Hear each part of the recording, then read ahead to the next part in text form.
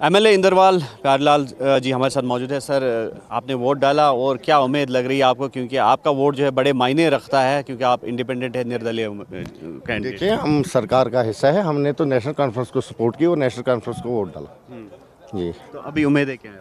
100%। 6 बजे का इंतज़ार करो।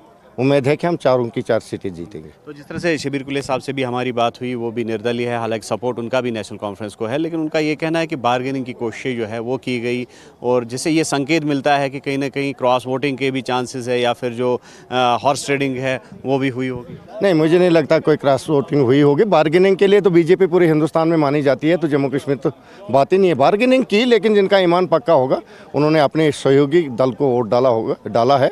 और मुझे पूरी उम्मीद है कि उनको अपने जो 28 मेंबर हैं वही होंगे, उसके अलावा कोई नहीं होगा। तो जिस तरह से जो इंडिपेंडेंट एमएलएज है या पीडीपी की बात करेंगे, तो नेशनल कॉन्फ्रेंस से नाखुश नज़र आ रहे हैं। उनका ये कहना है कि उनके पास कोई और चांस नहीं है एक कलेक्टिव काज के लिए, अब वो नेशनल कॉन्फ्रेंस को सपोर्ट दे रहे हैं, अदरवाइज वो सपोर्ट नहीं। देखिए, यहाँ पार्टी का सवाल नहीं है, यहाँ जम्मू कश्मीर का सवाल है और जम्मू कश्मीर के नुमाइंदों का सवाल है। जो सेकुलर नुमाइंदे हैं वही जाएंगे राज्यसभा में। लेकिन आप मानते हैं कि कमियां हैं एनसी गवर्नमेंट की भी, अगर हम बात नहीं, कमियां क्या हैं? अभी तो 1 साल हो गया, काम तो चल रहे हैं। आप देखिए कौन सा काम नहीं हो रहा है। काम तो हो रहे हैं, यूटी में जो जेन्युइन काम है हो रहे हैं, ऐसी कोई बात नहीं है। तो मज़ीद क्या उम्मीद है आपको? जिस तरह से असेंबली सेशन जो है बाज़ाब्ता तौर पर उसका आगाज़ हो गया है और मंडे से जो है सेशन जो है उसमें पेश आए।